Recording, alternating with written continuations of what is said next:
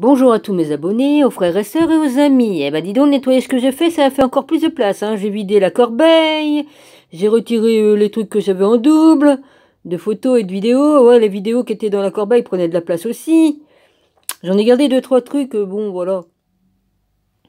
Bon alors voilà, hein. Et puis les travaux sont un peu partis plus loin, hein, parce que ça faisait un boucan d'enfer, donc je pouvais pas faire de vidéo, c'était trop fort. Donc j'ai attendu. Ce n'est pas grave. Alors, bonjour à mon rabbi, je te bénis, ainsi que les frères et sœurs et les amis. Et les ennemis aussi, je les bénis. Ma dragonnette, je te salue, Don Mission, Don Mi, et puis Philippe, et puis Holner, enfin bref, toute la petite famille, quoi.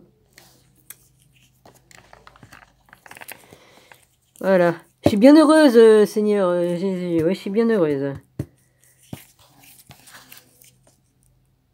La tradition primordiale, c'est... non, je dis pas son nom, celui-là, vas-y. Il existe une tradition philosophique commune à de nombreuses cultures aux quatre coins du globe. Depuis les temps les plus reculés de la civilisation, nos ancêtres ont instauré des rituels, des coutumes et des fêtes fixes qui se sont multipliés et perpétrés au fil du temps. Bien qu'ayant pour principale contributrice les religions, nous verrons que certaines traditions païennes sont empreintes de philosophie, de sagesse ou dérivant tout simplement de superstitions en tout genre. Et qu'elles puissent leur origine en des temps bien plus anciens. Pourquoi dire superstition? Superstition, c'est comme tu te jettes du sel au-dessus de que tu mets du sel au-dessus de ton épaule, ou que tu décroises des couteaux qui se croisent, ou... Bon, j'ai connu ça, hein, vas-y, dans ma famille, hein. Aïe, aïe, aïe. Ça, c'est de la superstition.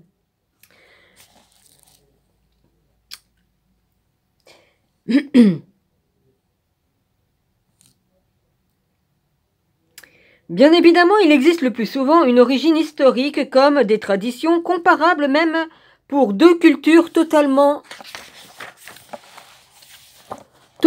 opposées. Une des raisons à cela réside dans le phénomène dit de la mimétisme. dit de mimétisme comportemental qui, selon René Gérard, philosophe français et membre de l'Académie française, est le fondement du comportement humain et duquel dérivent toutes les cultures. Ainsi, on constate certains héritages obtenus lors de diverses conquêtes opérées par des peuplades de toutes les parties du monde. Bien que les similitudes les plus marquantes découlent très souvent de la proximité géographique de ces peuples, pourtant des civilisations anciennes, très éloignées géographiquement les unes des autres, ont en cours de l'histoire reproduit exactement les mêmes comportements ou les mêmes croyances et de même les mêmes traditions. On parlera alors de phénomènes d'évolution parallèle qui peut être d'ailleurs d'ordre morphologique ou sociologique. Si la colère des dieux a souvent été associée au cataclysme naturel, il y a certaines célébrations qui puissent indubitablement leur tradition dans la toute civilisationnelle primordiale. Des dieux, il n'y en a qu'un seul véritable Dieu, il est au ciel, là-haut, le Père. Le Père, il y a le Fils, Jésus-Christ. Jésus-Christ est Dieu aussi. J'ai toujours dit, ils ne font qu'un, le Père et le Fils. Il faut savoir, comment dirais-je, il faut comprendre les écrits et puis aller en profondeur. Et puis on a des révélations qui viennent de là-haut. Le Saint-Esprit, c'est l'Esprit du Père qu'on a en nous. Et que le Fils a aussi.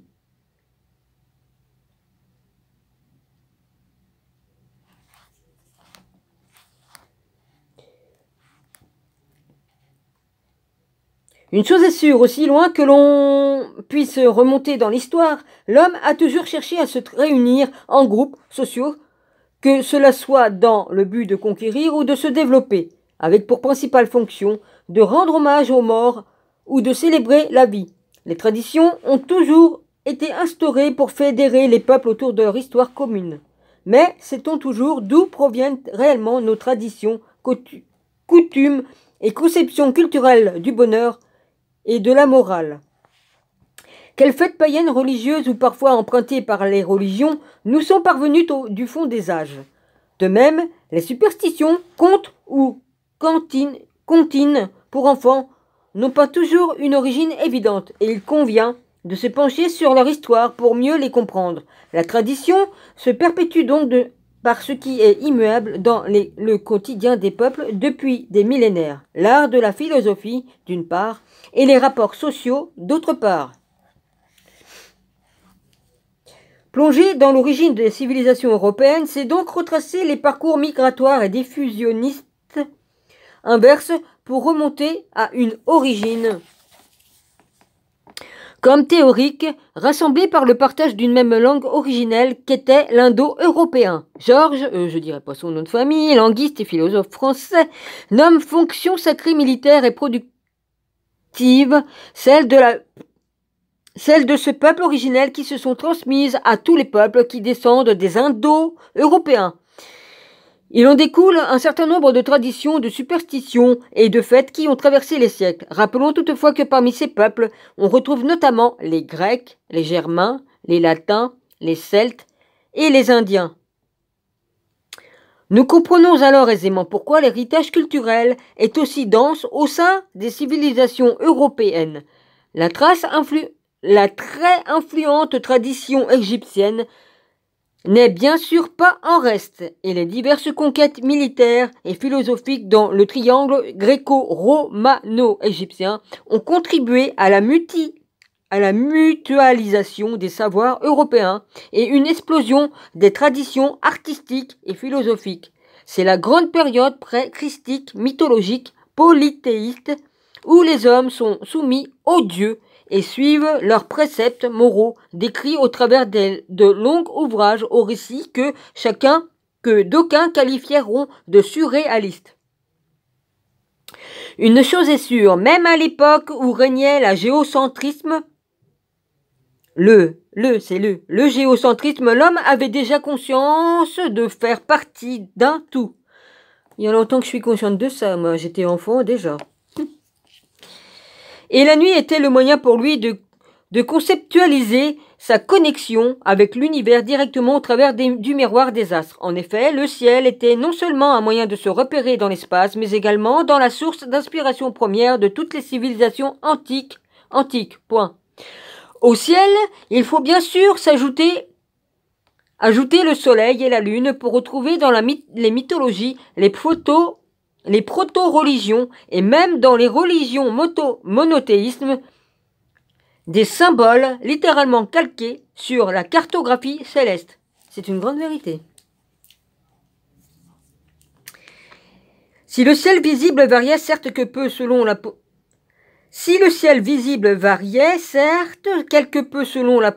le positionnement de l'observateur sur la surface du globe, celui-ci n'en restait pas moins le témoin d'une scène universelle qui allait encenser son raisonnement symbolique et philosophique. Voilà pourquoi l'astronomie, aussi bien que l'astrologie, a toujours occupé une place prépondérante dans les arcanes mystiques des civilisations humaines. Chez certains, ce fut même une observation. Rappelons qu'il n'est plus à prouver que les pyramides de Gizeh ont été disposées au sol en miroir à la ceinture d'étoiles de la constellation d'Orion. J'allais le dire avant que les pyramides correspondaient aux étoiles qu'il y a là-haut. Et j'ai dit, je vais pas le dire. Ben voilà, c'est fait. Mais je mens pas. Je jure devant Dieu que je mens pas. C'est vrai. Je voulais le dire. De même, le lever iliaque de l'étoile Sirius, la plus brillante, est en réalité étoile dite double. Coïncidence avec la crue du Nil durant la période pré-dynastique, soit aux alentours du 25 juin. Alors comment ne pas y voir un symbole de haute puissance pour les Égyptiens de l'époque? À quoi de plus naturel que de faire le rapprochement entre la divinité céleste et l'événement climatique? Par ailleurs, la réapparition de l'étoile Sirius nommée Petite Chienne, ou canicula, en latin, ce qui appartient à la constellation du Grand Chien, correspondait à l'avènement des jours les plus chauds de l'année. De là proviendrait l'héritage de l'usage courant du terme canicule pour désigner les fortes chaleurs. Nous commençons donc à comprendre comment la tradition s'est construite au fil du temps en s'appuyant d'abord sur ce qu'il y a de plus parfait et de plus abondant au travers de l'observation. La nature, c'est en particulier grâce au calcul astrologique que le compas ou calendrier liturgique chrétien vit le jour. Faut pas oublier Enoch. Hein. Enoch, il existait bien avant les trucs chrétiens tels qu'on les connaît maintenant. Les chrétiens d'avant étaient différents. Ça évolue. Ce dernier se calque sur les événements lunaires pour définir, entre autres, la date de Pâques. En effet, la pleine lune pascale n'est qu'une convention servant à simplifier le calcul de la date de Pâques. Oui, bah. Hein, les gars, le calendrier d'Enoch, il est différent, il est sur le soleil, et c'est le vrai calendrier de Yahweh. Si bien que les fêtes qu'on doit faire, on doit les faire avec le calendrier d'Enoch. Qui correspond au calendrier, au bon calendrier. Parce que comme on fait des fêtes, ils sont pas à la bonne fête. Enfin, ils sont pas à la bonne date. Voilà, ça a décalé tout, ça. Oui, j'ai déjà dit dans d'autres vidéos. Bon, je continue. Alors, la date de Pâques, en effet, la pleine lune pascale n'est qu'une convention servant à simplifier le calcul de la date de Pâques. Voilà, puisqu'il s'agira du dimanche qui suit la lune pascale. Et non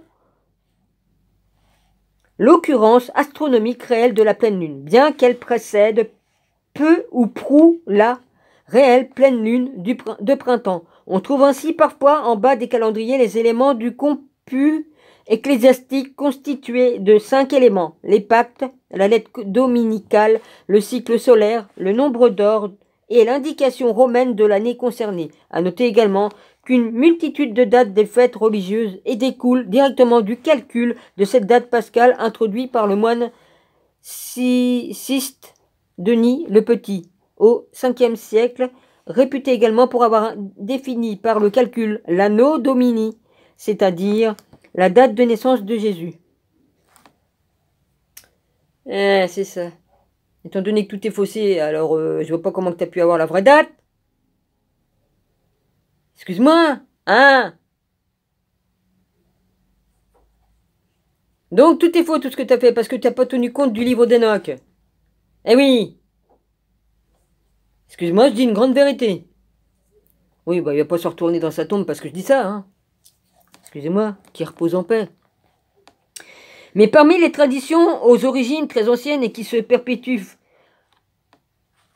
force est de constater qu'il n'y a pas la tradition philosophique qui ancrée dans nos civilisations modernes. Nous pensons notamment à cette coutume qui est parvenue jusqu'à nous et qui demeure toujours célébrée tous les 4 ans dans le monde entier. Les fameux et très populaires Jeux olympiques. Oh, ils en font encore des Jeux olympiques, oui, enfin, je me comprends. Ah non, c'est pas ça, non, mais j'y comprends, parce que il y a des Jeux olympiques, mais je pense à autre chose, excusez-moi. Ça n'a rien à voir, excusez-moi, je me mélange. Bon, excuse-moi l'autre, là, ce que j'ai dit avant, mais bon, oui, bah, j'ai pas manqué de respect en disant il va pas se retourner dans sa tombe, hein, excusez-moi. Hein, bah non, les morts, ils bougent pas dans leur tombe, ils se reposent, hein. C'est bien pour ça que j'ai dit après qu'il soit en paix, hein, qu'il dort en paix. Bon. À l'origine, c'est pas un manque de respect, hein, je dis ce que j'ai à dire, puis voilà. À l'origine, les jeux antiques furent initialement instaurés, c'est une grande vérité, en disant qu'il avait faux sur ce qu'il a dit. Point barre. Olympique en 776 avant Jésus-Christ. Et consacrait les athlètes grecs les plus performants en leur remettant des récompenses monétaires et faveurs diverses en cas de victoire. Une tradition en appelant une autre, ou plutôt ici en chassant une autre, les Jeux antiques, entre-temps devenus pan-helléniques, furent purement et simplement supprimés en 394 après Jésus-Christ par l'empereur Théodore Ier, suite de sa conversion au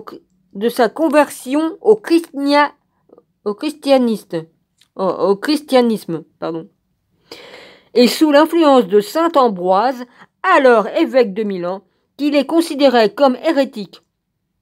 Ce n'est qu'en 1896, 6 ans avant la naissance de ma grand-mère maternelle, devant l'insistance de Pierre de Coubertin, qu'ils furent restaurés et qu'ils ont survécu jusqu'à notre époque. Moi aussi j'ai ma mémé, Dragonette. Ainsi, nous pouvons clairement... Oui, elle m'a visité, elle m'a visité. Elle me visitait... Elle m'a visité après sa mort, elle m'a visité plusieurs fois pour me donner des conseils dans plein de rêves. Ouais. Ainsi, nous pouvons clairement constater que certaines traditions ancestrales font réellement partie intégrante de notre quotidien.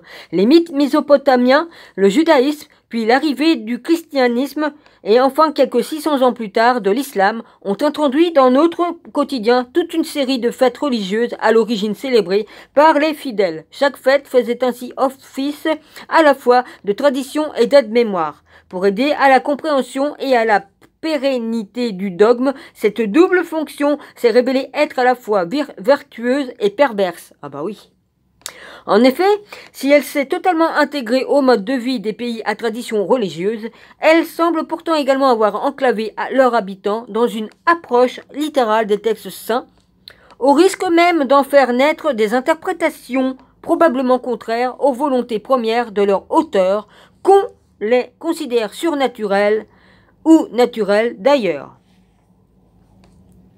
Par exemple, la tradition de Pâques a-t-elle été inventée par le christianisme ou bien empruntée à une vieille tradition païenne? Moi, je dirais que ça a été emprunté à une tradition païenne. La réponse est sans appel. Il s'agirait d'une ancienne fête païenne. Bah tiens, moi je le dis parce que ça me vient dans l'esprit, mais bon, le livre là, il y a longtemps que je l'ai lu. Hein. Je peux pas me rappeler, c'est pas possible que je puisse me rappeler. Puis encore, vas-y. Déjà très répandu dans la région antique de Babylone. Voilà, ça vient de Babylone. La grande prostituée.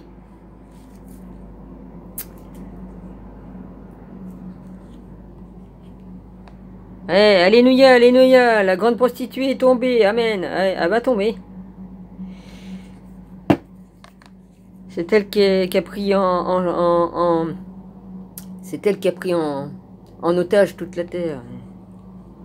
Ainsi, la célébration de Pâques existait environ 2000 ans avant Jésus-Christ et la commémoration de la résurrection de Jésus déroutant. Pourtant, la tradition babylonienne mentionne la décoration des œufs au printemps, les fleurs et les lapins, le fait de les cacher dans le jardin, une tenue soignée pour cette occasion particulière et la célébration à l'aube de la résurrection de leur sauveur, le dieu Tammuz. Oui, j'en ai parlé un peu plus loin, ils en parlent dans le livre là, dans un autre endroit. Ce dernier fut livré d'abord, puis délivré des enfers par l'intermédiaire de son épouse. Ah, elle est gentille l'épouse, hein, quand même. Bon. La déesse du printemps et du renouveau de la vie. Ishtar. Afin de dissiper tout doute qui subsisterait dans votre esprit, il est à noter que le nom d'Easter, E-A-S-T-E-R, qui désigne Pâques dans les pays anglo-saxons, provient directement du nom Ishtar, prononcé Ister, dans de nombreuses langues sémitiques. Quant à la traduction française du mot Pâques, il dérive du mot hébreu. Alors Pessa. Pessa. P-E-S-S-A, une petite virgule au-dessus du A, puis à plus loin le H. Désignant pour sa part la Pâque juive, qui célèbre l'exode hors de l'Égypte et la moisson de l'orge. Son origine historique est donc clairement antérieure à la date supposée de la résurrection du Christ et des évangiles. Ben oui, ça existait déjà du temps d'Abraham, du temps d'Enoch, qui était encore plus vieux. Hein, ça existait déjà tout ça. Ça va, vous n'avez pas fini avec vos trucs là les gars? Oui, enfin, il faut bien qu'ils travaillent les mecs, hein. Mais il est possible de remonter encore plus loin dans le temps, bah, c'est ce que je viens de dire, puisque de nombreux historiens, dont Will, je dirais pas son nom de famille, dans son colossal ouvrage Histoire de la civilisation, s'accordent à associer la déesse Ishtar à Isis. Ben oui. Elle-même assimilée à Vénus, l'étoile qui se levait et se couchait près du soleil et qui semblait donc logiquement aimer la lumière. Nous retrouvons donc bien l'influence de la cosmogonie et des astres où le soleil et la lune régissent l'ordre cosmique. Quant aux constellations, elles sont à l'origine des mythes orphiques et des premiers écrits en akkadien, A-K-K-E-R, 2K ADIEN. Sur l'astrologie, retrouve il y a environ 5000 ans sur des tablettes d'argile en Mésopotamie. Ainsi, depuis la nuit des temps, les constellations ont été le creuset du mysticisme, du surnaturel et la divination.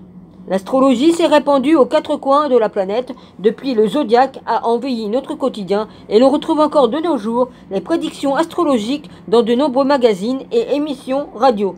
Cette tradition ancestrale a effectivement posé le fondement de nombre de symboles des sociétés occidentales, 13 constellations, 12 signes du zodiaque, 4 saisons, 7 planètes sont autant d'éléments superposables sur le découpage spatio-temporel conventionnel actuel. 13 lunaisons, 72 mois du calendrier grégorien, 4 éléments et 7 métaux alchimiques correspondant chacun à un dieu grec du Panthéon. Je suis obligé de gueuler, je sais même pas si vous m'entendez bien. C'est un gros camion qui passe là, et puis derrière il y a une espèce de balayeuse, enfin c'est pas une balayeuse si vous voulez, ça ressemble à une balayeuse, mais il envoie plein de terre ou plein de produits dans le camion pour qu'il puisse refaire la route ou quelque chose comme ça. Pendant un moment donné, je croyais qu'il mettait autre chose, mais non. Carl Gustav, bon c'est pas grave, il est mort depuis des siècles, lui-même déclara avoir découvert des solides liens et correspondants, j'ai pas dit le restant de son nom, alors de toute façon, vas-y, hein. Correspondance entre l'astrologie généliaque, surtout, et la physiologie, le calendrier maya, les hiéroglyphes de Nazca et les divers sites mégalithiques qui quadrillent la surface du globe sont liés par cette observation du ciel nocturne et sont le fait imprégné d'astrologie. En effet, le mot astrologie est étymologiquement composé des racines grecques. Là, je sais pas lire le grec, moi, vas-y. Non, il y a des lettres grecques, c'est bon, quoi. Ou astron, tant pis, je peux pas le dire, le grec, c'est pas possible. Signifiant étoile et de ou logos, le grec je fais pas, tant pis, ou logos, qui signifie ici proprement raison, donc au sens global à rapprocher de raisonnement sur les astres. Nous pouvons donc envisager ce mot avec une largesse d'esprit plus proche du sens que nous souhaitions lui attribuer ci-avant. Cette discipline était jadis considérée comme une véritable science car elle touchait au plus profond l'individu et l'homme a toujours eu à son égard un sentiment d'universalité car si la perception visuelle de ces univers n'est qu'une porte d'entrée vers l'infini, l'autre univers qui l'entoure, celui des connaissances, lui laisse entrevoir l'autre infini, celui qui siège profondément en lui-même et qui lui appartient de découvrir. Ce qui siège en nous-mêmes, c'est Dieu lui-même. Il est en nous. Nous sommes le temple. Nous sommes tous un temple qui a Dieu en nous. Mais si autrefois les médecins qui représentaient la plus haute autorité scientifique de leur temps étaient souvent eux-mêmes astrologues et alchimistes, pour des raisons pratiques d'abord, car ils disposaient d'un laboratoire et de produits chimiques, l'astrologie est de nos jours considérée, bien que lue, de beaucoup comme une pseudo-science, voire même une superstition. Non, c'est pas une superstition. Or, les initiés évoquent la superstition comme étant en quelque sorte une forme de religion de pauvres. Je t'en mettrais une religion de pauvres. S'ils avaient tout le savoir que j'ai accumulé depuis l'âge de mes 10 ans, on dirait pas que j'ai une truc hein, une machine là, une religion de pauvres. Oui, vas-y. D'abord, les religions, ce sont les hommes qui l'ont créé, je l'ai déjà dit, hein. Jésus a jamais dit faites une religion de ma parole et tout ça, hein. C'est pas une religion que Dieu a dit à Enoch d'écrire l'histoire de tout ce qui s'est passé dans son livre. Hein? Si Jésus aimait le livre d'Enoch, c'est pas pour rien. C'était son livre préféré, c'est pas pour rien. Bon, parlons tout de moi. Mais est-ce à dire qu'il n'y a rien d'occulte dans la superstition, ou plutôt que la plupart des gens ne sont pas en mesure d'en saisir les sens ou les sens? Aïe, quelle heure il est? Combien il me reste? J'ai 1 heure de machin. Oh la vache.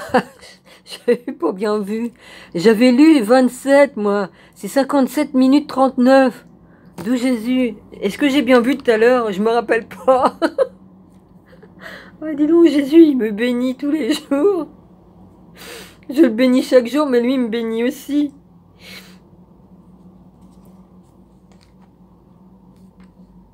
Car à l'origine des superstitions, on trouve souvent l'héritage d'une tradition primordiale pour les plus symboliques ou de passages oubliés de l'histoire pour les plus réductrices. Ainsi, un pain retourné sur la table a pour réputation d'attirer le diable. Ouais, c'est pour ça que mon père, il retournait tout le temps le pain, puis moi je le faisais aussi, parce que bon, bah, j'imitais mon père. Enfin, mon père qui était pas mon père biologique, mais c'est pas grave, il m'a élevé et puis il m'a donné son nom. Oh la vache. Oui, on voit les parents faire, puis on fait pareil. Puis comme les couteaux qui se croisent, bah oui, moi des fois j'ai l'instinct de le faire parce que j'ai passé ma vie à faire comme mon père. Mais je dis c'est des conneries tout ça, faut arrêter quoi. C'est vrai qu'on se trouve imprégné, hein. N'empêche. Ainsi un pas retourné, oui bon. Ou la malchance, ce qui commet à l'infamie. D'attirer le diable. Oui, oh, tu mets le pain à l'envers, ça attire le diable. Oui, bon. Ou la malchance sur qui commet l'infamie. En réalité, cette considération remonte à l'Ancien Régime où, sur décret royal, les boulangers qui refusaient parfois de servir les bourreaux se sont vus contraints de réserver leur pain afin de le reconnaître et de le dissocier des autres, pain destiné à leurs clients. Les boulangers retournaient le pain qu'ils avaient désigné. Voilà donc l'origine de cette superstition qui avait en réalité pour but de tenter. Bah oui, les bourreaux. Je me souviens de ça, le pain pour les bourreaux. D'oublier une coutume introduite par un fâcheux décret qui contraignait les boulangers par une restriction de liberté et une complicité forcée.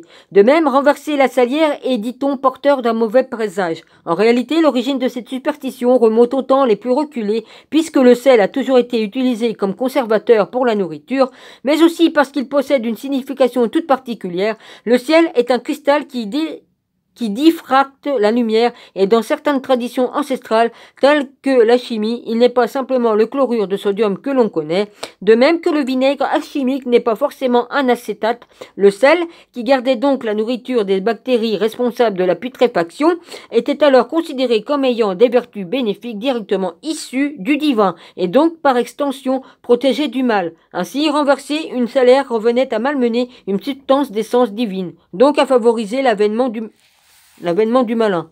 Oui, oh.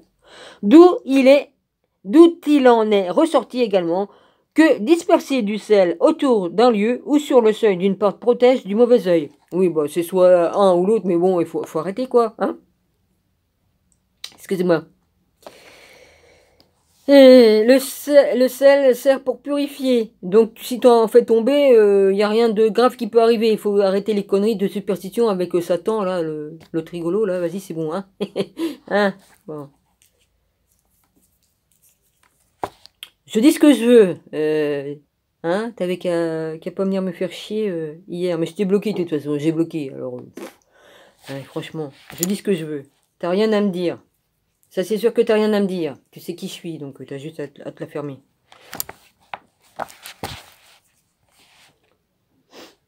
À présent, regardons du côté des héritages de cette tradition primordiale dont chacun de nous a bénéficié dès le plus tendre enfance, mais de manière totalement innocente et inconsciente. Les comptines pour enfants, en effet, nombre d'entre elles sont imprégnées de cette sagesse philosophique ancestrale qui est en réalité enfouie derrière un deuxième niveau de lecture, non pas destiné à l'enfant, mais bien aux parents adultes. Pourtant, beaucoup de comptines aux contes pour enfants n'ont au premier abord ni queue ni tête, ou contiennent une violence qui a y regarder de plus près, n'est pas approprié à un public aussi jeune. Mais en inventant cette histoire facile à mémoriser, les anciens ont trouvé un moyen efficace de perpétuer la sagesse philosophique qui avait à cœur de transmettre à la postérité. Nous pensons ici à des contes comme Peau d'âne de Charles Perrault, Blanche-Neige des frères Grimm, les récits de Rabelais sur Pantagruel et Gargantua, Don Quichotte de Cervantes,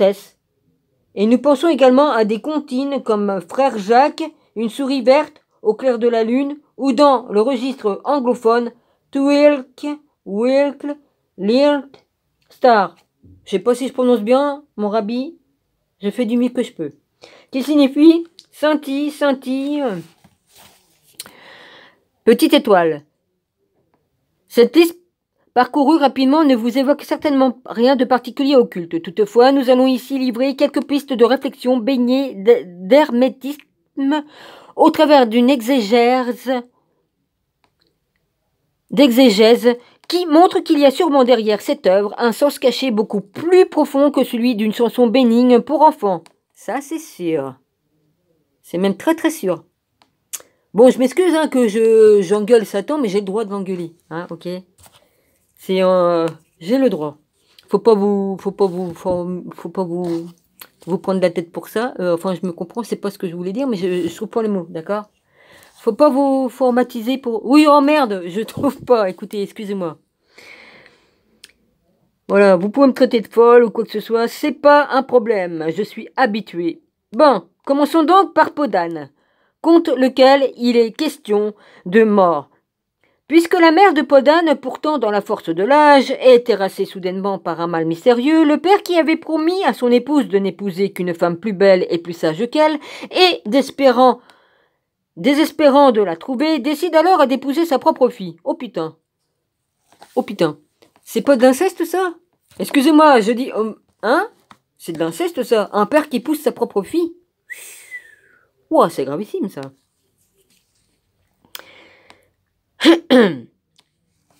Podane, il est aussi question d'écus d'or produits par l'âne, fabuleux dans sa litière, tous les matins. Cet âne si cher à son père qui fut demandé en sacrifice par la jeune fille à son père afin qu'il lui prouve sa détermination à l'épouser dans le but de tenter d'échapper à l'incestueuse union.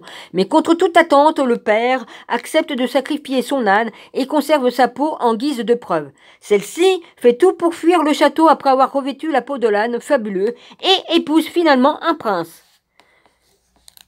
À noter qu'à la fin, le roi épouse la fée qui est aussi la marraine de Podane. Tout ceci regorge d'éléments alchimiques. Cet âne s'est donc fabriqué de l'or, mais ne lui attribuant que cette fonction matérielle. Le roi perd l'esprit et accepte de le sacrifier pour accomplir l'inceste en l'alchimie. On parle d'inceste surtout dans le cadre de l'accouplement du frère et de la sœur.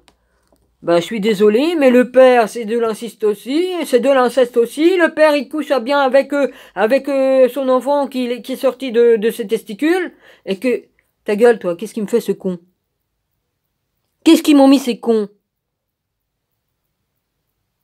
Il y a toujours des trucs... Qu'est-ce qu'ils m'ont écrit ces cons? Il y a un truc qui a apparu, là, au moins de 6 lignes, là, sur le côté, là. Bande d'abrutés. Je dis, mince, le truc, il s'est arrêté. Qu'est-ce que je disais au père? Ouais, c'est aussi de l'inceste le père qui couche avec sa fille. Non mais ça va pas, non? Oh. Elle est sortie de ses testicules et puis sortie du ventre de sa mère et puis c'est pas un inceste? Non mais oh. Vous connaissez pas les lois de Yahweh là, de Yahweh là-haut, hein? Non, oh. Oh. Ben voyons, allez-y les papas, hein. La maman est trop vieille, prenez vos filles, hein. Oh bah oui, joyeuseté pour vous, hein. Non de... Excuse-moi Jésus, j'allais jurer. Nom d'un chien. Mais il vaut mieux que je dise ça comme ça. Ouh, la vache. Puis il y en a qui le font, hein. Enfin, oh, la vache. Bon. J'en connais qui l'ont fait en France, que je connais parce que des familles que j'ai connues, hein. Pour faire naître le roi héritier des tribus solaires et lunaires. Or, rappelons-nous que dans ce conte, le roi a préalablement offert à sa fille une robe couleur soleil, confectionnée en 7 jours, en référence aux 7 planètes de la cosmologie gréco-romaine. Concernant Blanche-Neige, il s'agit d'une belle jeune fille dont la beauté rend folle de jalousie sa belle-mère, la reine qui interroge chaque jour son miroir pour savoir qui est la plus belle. Il est ensuite question de 7 nains qui creusent la terre pour en extraire des diamants. Oui, on sait, il y a 7 nains. Chaque nain est décrit par un trait de caractère qui fait écho à un état de la matière. Pourquoi des nains? Bah, ça prend moins de place. Oh, excusez-moi, oh, il faut bien rigoler, quoi. J'en sais rien, moi. Putain. Mais je suis pas raciste, hein, excusez-moi. J'ai pas fait un truc de raciste, on va dire que je suis raciste, mais non. Moi, je suis pas très grande, hein, et puis ma grand-mère était un peu plus petite que moi. Bon. Puis dans ma famille, il y en a eu, hein, des personnes de petite taille, il y en a eu. Bon, excusez-moi, mais c'était pas du racisme. Je fais une blague, quoi. Je fais. Bon, ça va, parce que maintenant on peut plus faire des blagounettes sans qu'on nous traite de racistes. Alors faut arrêter, quoi. Hein, Bon, excuse-moi, Seigneur, mais c'est vrai ce que je dis là. On peut pas blaguer sans qu'on nous dise qu'on est des complotistes. Ah, on dit la vérité, on est des complotistes. Et puis on fait une petite blagounette, hein, bah parce qu'on dit ils prennent moins de place, bah hein. Bah c'est vrai, hein, ils sont plus petits. Bon bah c'est tout, ils sont petits, mais c'est des hommes. C'est juste la taille qui est plus moins, voilà, c'est tout. Ça n'empêche pas que ce sont des êtres humains comme les autres, ils sont voilà. Et puis les cirques, c'est pas ce qu'ils ont fait de mieux, hein. Ils les ont fait travailler dans des cirques, hein. Bon, je vous fais pas de dessin. Donc ils ont bien été esclaves dans les cirques, hein. Ouais. Bon. Nous pourrions trouver une explication étymologique puisque le mot nanus, N-A-N-U-S, en latin, a pour deuxième sens selon le dictionnaire de latin. Mon Dieu. Ouais, c'est vrai, on peut même plus parler. L'algorithme YouTube, faut qu'on fasse gaffe à ce qu'on dit. Wow. Sinon, on vous censure votre chaîne parce que ça plaît pas. Alors, Gaffio, une sorte de vase bas et large. Vase bas et large. Serait-il le creuset, le cornu ou la matras? Ou la matras. M-A-T-R-A-S. Des alchimistes. L'approfondissement de la lecture nous enseigne ici que les nains sont en analogie avec les 7 métaux alchimiques, tels le plomb qui est le creuset, se transmute successivement en étain, en fer, en cuivre, en mercure, en argent et en or, c'est-à-dire en matière de plus en plus noble et pure jusqu'à atteindre une pureté aussi éclatante que celle de la blancheur de la neige. Nous pouvons donc déjà constater que cette histoire possède une haute symbolique philosophique et sont de véritables chefs-d'œuvre pour qui sait les contempler et possède une certaine érudition ésotérique propre aux auteurs que sont Perrault et les frères Grimm. Concernant Rabelais, j'ai lu tout ça. Fin connaisseur et pratiquant de la langue des oiseaux, oui, j'aime bien. Pendant un moment, j'étudiais la langue des oiseaux. C'est-à-dire que cette façon d'entendre les mots autrement pour créer un sens caché et des jeux de mots, il est exclu qu'il n'ait pas sciemment et minutieusement choisi les noms et histoires de ces personnages pour y dissimuler quelques contenus philosophiques occultes. Oh bah ça, j'en doute pas. Excusez-moi.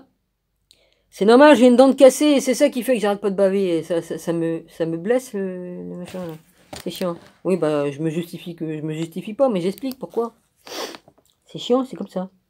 Quant à Cervantes et son œuvre, Don Quichotte, qui nous dit que son personnage veut explorer le ventre des moulins à vent, ce qui nous ramène immanquablement à la table d'émeraude d'Hermès Trismégiste, qui comporte le vers, le vent l'a porté dans son ventre. D'autres connotations alchimiques évidentes apparaissent tout au long de l'œuvre.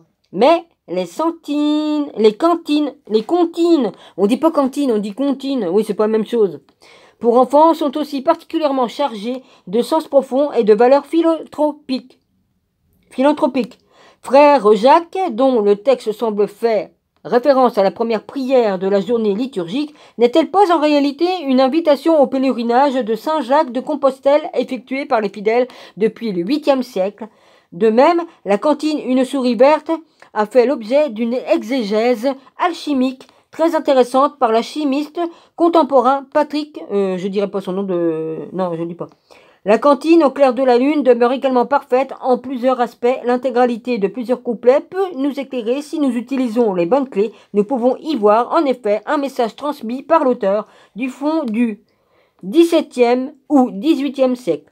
Puisque les origines sont incertaines, si l'on suppose qu'elle s'adresse à celui qui la lit ou qui l'écoute, tout d'abord, nous pouvons aussi entendre en jouant de la langue des oiseaux au clair.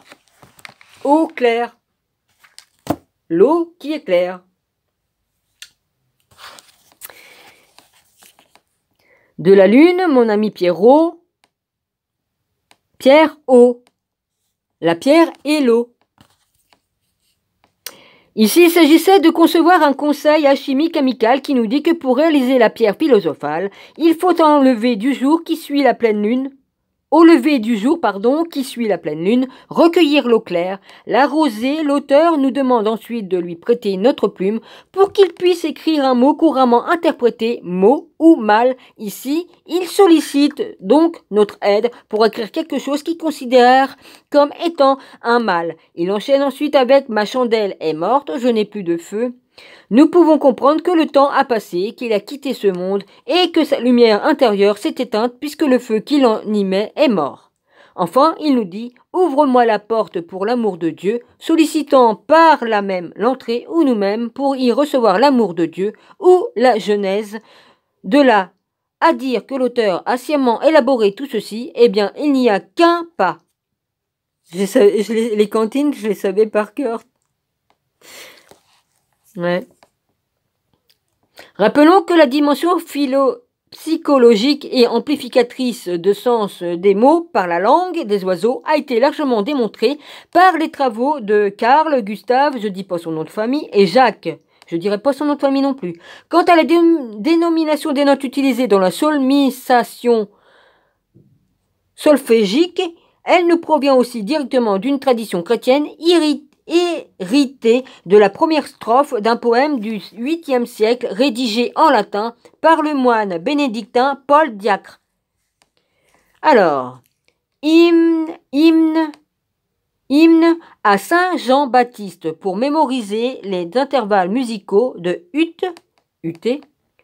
à la destinée à l'exacorde un autre moine, Guido d'Erezzo. Lui, je dis son nom, ma dragonne, parce que si ça peut te... je suis sûre que ça t'intéresse, ça. Guido, alors c'est Guy, G, majuscule, U, I, D, O. Après, D, avec le petit circonflexe là. Après, c'est Arezzo. Alors, Arezzo, A majuscule, R, E, 2 Z, O. Proposant environ un siècle plus tard la méthode qui consistait à mémoriser la première syllabe de chaque hémistiche des 3 premiers vers. Oh bah, il l'a fait, Nostradamus, ça. C'est la même méthode que Nostradamus, dis donc. Oh bah, dis donc. UT, quéante, laxi, résonance, fibris. Alors, ré, tu mets ré, R-E. Résonance, tu mets le R-E. Mira, gestorum, famuli. Là, tu mets le F-A. Tuorum. Solve. Tu mets le S-O-L. V-E tout petit. Tu mets le sol. Là, tu mets le U. Là, ça fait le ut, mi, sol. Puis là, ça fait le ré, fa, la. Voilà, ça fait les notes de musique. Sante, io, Annes. Voici la traduction que l'on peut en donner. Ô Saint Jean, pour que les fidèles puissent chanter les louanges des merveilles de tes actes sur les cordes détendues, de la harpe purifie ceux qui sont accusés de la souillure du péché.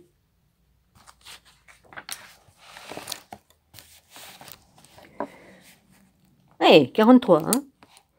Le 7e note, si, sera inséré plus tard au XVIe siècle par l'acrostiche des 2 premières lettres du dernier vers, Sant Ioannes, Saint Jean. Quant à la note Do, elle remplaça le ut au XVIe siècle et constitue la première syllabe du mot domine, soit Seigneur en latin. Ainsi naquirent les notes ut, do, ré, mi, fa, sol, la, si.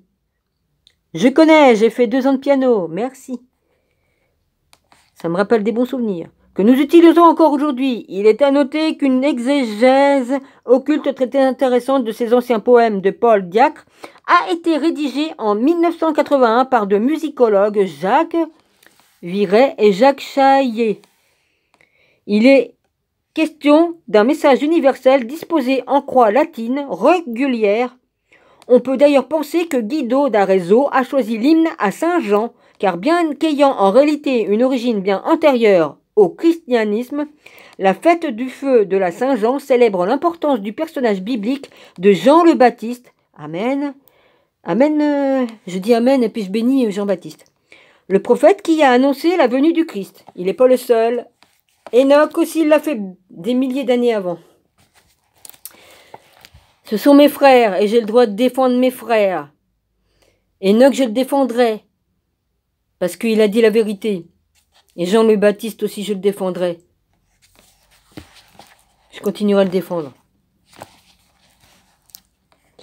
Enfin, la chanson Twilk Lilt Star, dont le texte est issu d'un poème de Jeanne Taylor intitulé L'étoile, est rédigé au XIXe siècle, ne laisse aucun doute sur l'universalité du message à transmettre. Cette comptine évoque l'étoile qui scintille et qui guide le voyageur. Nous pensions non seulement aux pèlerins de l'époque qui se fiaient aux étoiles dans le ciel pour s'orienter la nuit, mais également à l'alchimiste pour qui l'étoile polaire, la plus brillante de la constellation de la Petite Ourse, est celle qui le guidera dans sa quête du grand œuvre. J'ai toujours regardé cette étoile-là. L'alchimiste entendra résonner dans son esprit la fameuse phrase « N'oublie pas le petit ourson » en référence à cette étoile polaire. Wolfgang Amadeus Mozart, passionné d'ésotérisme et maître incontesté dans son art, n'a-t-il pas lui-même composé 12 variations de cette chansonnette, bien qu'il les ait composées au minimum 2 ans avant son initiation à la franc-maçonnerie. Ouais, c'était un franc-mac, mais bon, qu'est-ce que oui, je vous dis. Il est reconnu qu'il possédait un goût prononcé pour l'ésotérisme depuis sa plus tendre jeunesse. D'ailleurs, son œuvre hautement symbolique, la flûte enchantée et ses personnages et mouvements musicaux très caractéristiques demeurent une référence dans l'art de la tradition initiatique. Il y a sûrement aussi des bons, comme j'ai dit dans d'autres vidéos là passées, j'ai dit il y a sûrement une branche de francs-maçons qui sont